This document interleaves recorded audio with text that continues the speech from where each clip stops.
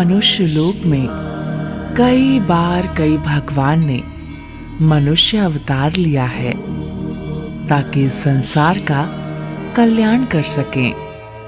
और मैं मनुष्य लोक का वो हिस्सा हूँ जिसकी गोद से इन अवतारों ने जन्म लिया है। मैं हूँ धरती। ये आवाज, कितना प्रेम, कितनी करुणा है इस आवाज में। मनुष्य रूप में जब जब किसी देव ने इस धरती पर जन्म लिया है, तब तब अपने लक्ष्य की प्राप्ति के लिए उन्हें कई कठिनाइयों का सामना करना पड़ा है। ऐसी कठिनाइयां जो उनके भीतर की दैविक ऊर्जा को बाहर निकाले और उन्हें उनके दैव्य रूप को पहचानने में उनकी मदद करें। यह आवाज जिसे आप सुन रहे हैं वो किसी योगिनी या तपस्विनी की नहीं है, बल्कि करुणा की उस देवी की आवाज है जिसे ये सारा संसार माता पार्वती के नाम से पूजता है।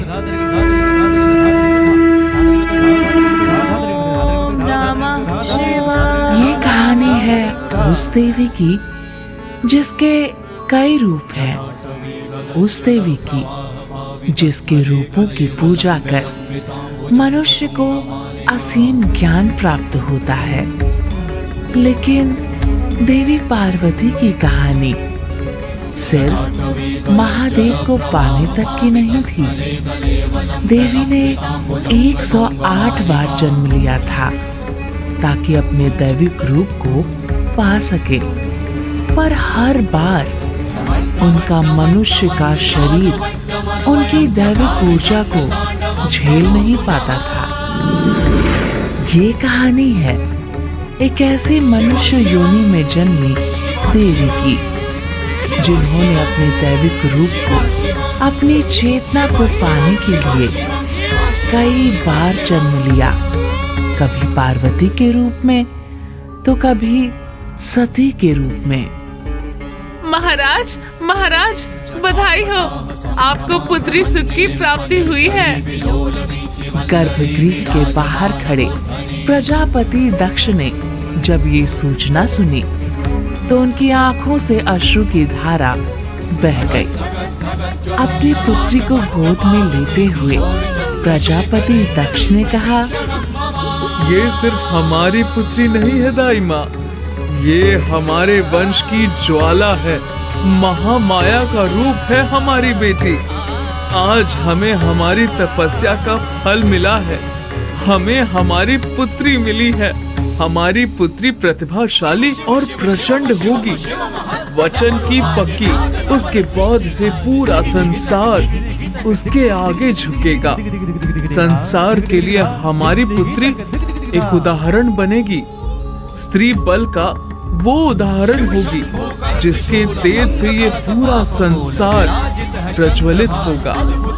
महामाया के इस अंश को आज से हम बुलाएंगे सती, राजकुमारी सती। राजकुमारी की जय हो, राजकुमारी की जय हो। सहस्त्र वर्षों की प्रार्थना के बाद महामाया ने प्रजापति दक्ष को पुत्री का वर दिया था, पर उस वर के साथ साथ दक्ष से एक बात भी कही थी। याद रहे दक्ष, मेरे मानस रूप को अगर कभी तिरस्कृत होना पड़ा या कभी तुमने उसका अपमान किया तो वो स्वयं खुद का देह त्याग देगी। महामाया की इस बात को दक्ष कभी नहीं भूले थे, जिस वजह से राजकुमारी सती के हर हट को, गुस्से को प्रजापति दक्ष सती का बचपना समझकर माफ कर देते थे।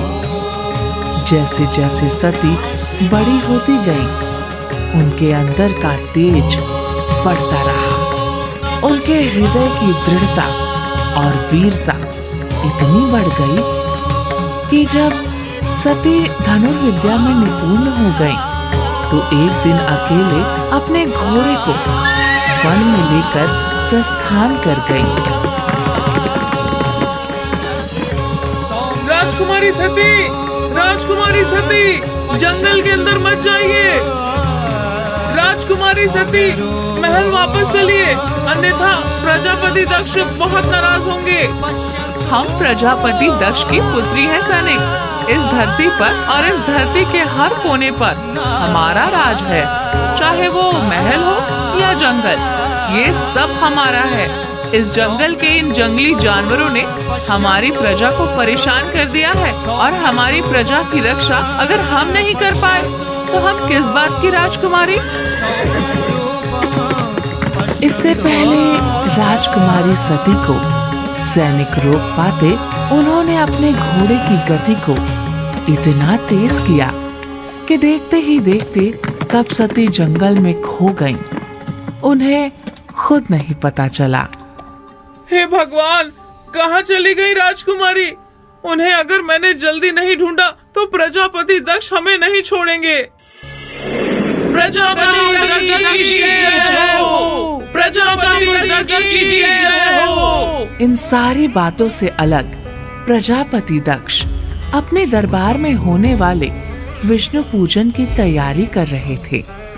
उनकी जय जयकार से पूरा दरबार गूंज उठा था। ब्रह्मपुत्र दक्ष में जितना शौर्य था उतना ही अभिमान भी। मंत्री जी, हमारे पूजन में आपने सारे देवताओं को निमंत्रण भेजा है ना? हाँ महाराज, मैंने विष्णुदेव के साथ साथ ब्रह्मदेव और महादेव को भी इस पूजन में बुलाया है।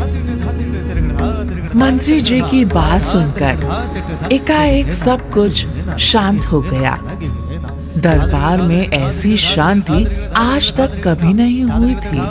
मंत्री जी ने जब प्रजापति दक्ष की ओर देखा तो उन्हें अपनी भूल का अनुभव हुआ। उन्होंने प्रजापति दक्ष के पैरों में गिरकर माफी मांगते हुए कहा, हमारी भूल को क्षमा कर दीजिए महाराज, हमसे गलती हो गई। जानते हो कौन है हम? प्रजापति दक्ष। इस संसार में मनुष्यों का संचार अगर किसी ने किया है तो हमने किया है, और ये पूजन इस संसार के सभ्य मनुष्यों के लिए है, देवों के लिए है। तुम्हारी हिम्मत कैसे हुई? देवों की तुलना एक कपाली से करो, उससे करो जो इस संसार में सिर्फ पाखंड का प्रचार करता है। हमें क्षमा कर दीजिए प्रभु, हमें माफी दे दीजिए। प्रजापति दक्ष ने मंत्री की आंखों में घूरते हुए कहा, अगर आज के बाद हमारे महल में किसी ने शिव का नाम भी लिया तो उसका अंजाम सही नहीं होगा।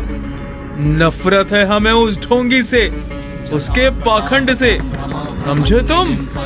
प्रजापति दक्ष के मन में शिव के लिए घृणा की कोई सीमा नहीं थी और महल में शिव की पूजा करना तक मना था। पर प्रजापति दक्ष इस बात से वंचित थे कि उनके घर में ही कोई एक ऐसा था जो शिव की भक्ति में इतना लीन हो जाएगा कि उसके अंदर की दैविक ताकत इस बात का पात्र बनेगी कि मनुष्य में भी शिव शिव है। राजकुमारी सती!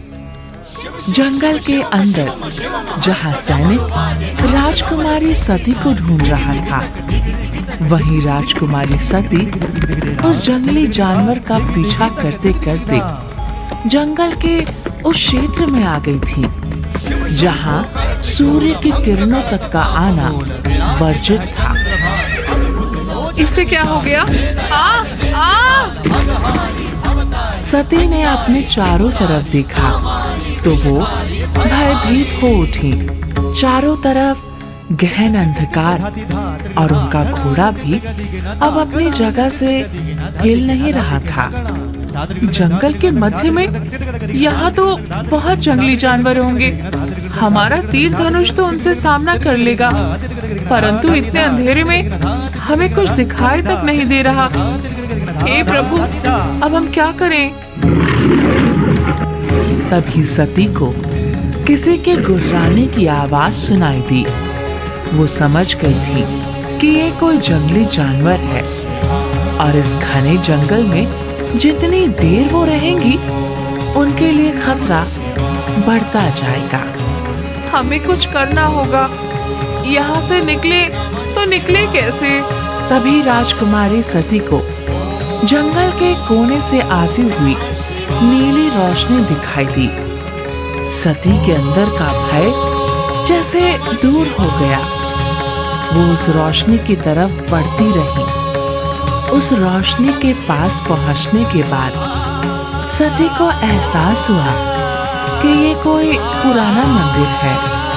सती उस मंदिर के अंदर जाती रही, चलती रही और मंदिर के बीच उन्हें एक ऐसी मूर्ति दिखी जो सती ने पहले कभी नहीं देखी थी। पता नहीं है ये मूर्ति किसकी है, पर इस मूर्ति के पास आते ही मेरे अंदर का भय खत्म हो गया हो। पहली बार मेरे मन में इतनी शांति मुझे प्राप्त हुई है। परंतु ये मूर्ति है किसकी? इससे पहले सती के कदम आगे बढ़ते उन्हें घोड़ों की हिनहिनाने की आवाज सुनाई दी। लगता है पिताश्री ने सैनिकों को हमें ढूंढने भेजा है। सती ने अपने सामने रखी मूर्ति को प्रणाम किया और मंदिर से निकल गई। बाहर खड़े सैनिकों ने कहा, राजकुमारी जल्दी चलिए, महल में प्रजापति बहुत क्रोधित हैं। ठीक है, पर पहले हमें एक जवाब दो, ये मंदिर किस देव का है? ये तो उस पाखंडी का मंदिर है। प्रजापति दक्ष को इनके बारे में कुछ नहीं बताइएगा राजकुमारी। उन्हें पता चला कि आप शिव मंदिर गई थी तो शिव? चलिए राजकुमारी जल्दी चलिए। सती अपने घोड़े पर बैठे इस मंदिर की तरफ देखती रही और अपने मन में आए प्रश्नों को लेकर वहां से निकल गई। वहीं राजमहल में पहुंचने के बाद प्रजापति दक्ष छोटी सी सती पर काफी क्रोधित हो रहे थे। आपने कभी सोचा है राजकुमारी, अगर आपको आज कुछ हो जाता तो? क्षमा करें पिताश्री, परंतु हम दक्ष याइनी हैं। ये धरा हमारी माता है और यहाँ पर रहने वाली प्रजा हमारी संतान। हमारी प्रजा को हमारे रक्षण की आवश्यकता थी और इसीलिए हम वहाँ गए थे। आपको इस प्रकार निर्लज्जता से हट नहीं करनी चाहिए राजकुमारी। प्रजापति दक्ष की पुत्री हैं आप। ऐसे कपालिक की भांति वन में भटकना आपको शोभा नहीं देता।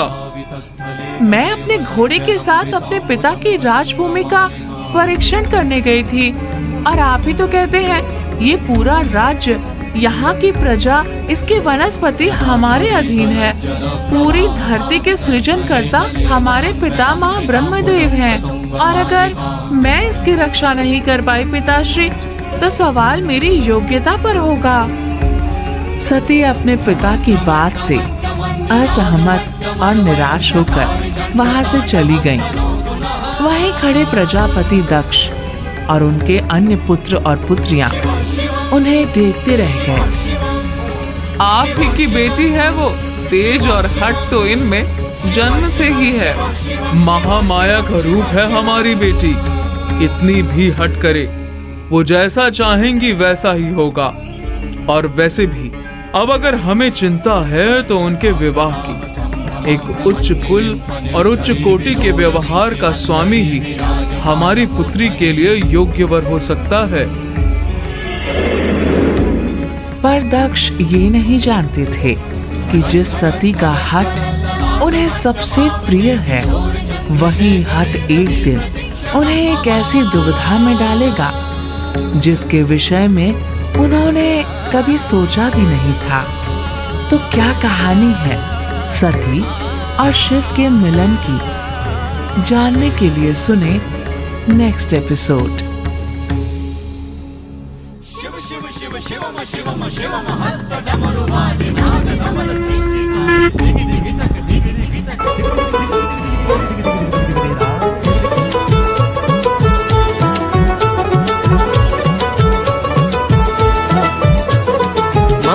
কার আগমনে উল্লাসে আলিঙ্গনে মহামারী মুছে যাবে আজ। ঢাকের পিঠে পড়লো কাঠি, পুজো হোক জমজমাটি, নতুন সাজে সেজেছে আকাশ।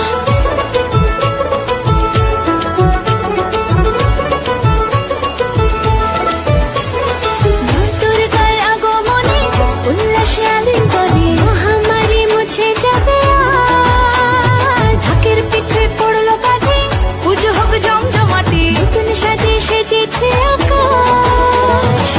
সাজানো বরণডালা, আকাশে মেঘের ভেলা, চলছে ধুনুচি নাচ। আসলার ঘন্টা বাজে, এলো না নতুন সাজে, আকাশে পুজোর গন্ধ।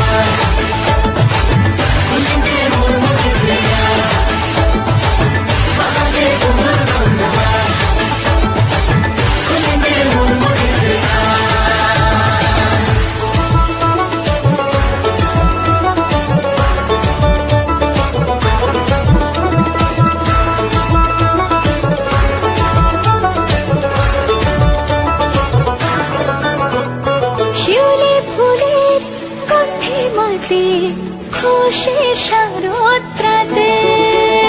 লাগলো দোলা কাশের বনে, হিমেল শরৎ টানে।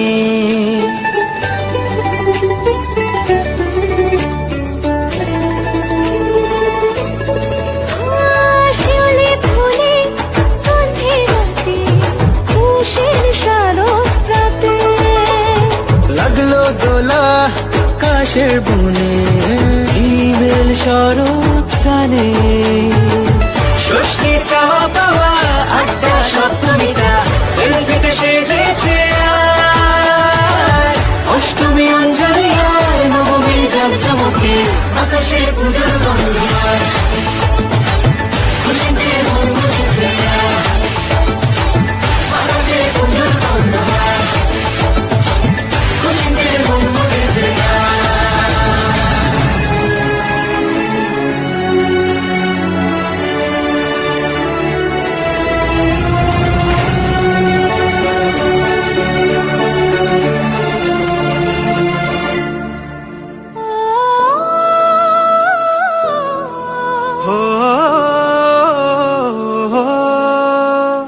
ভালোবাসার আলিঙ্গনে বিজয় আর বিসর্জনে আসছে বছর আবার হবে, এক সুরে সুর মিলিয়ে।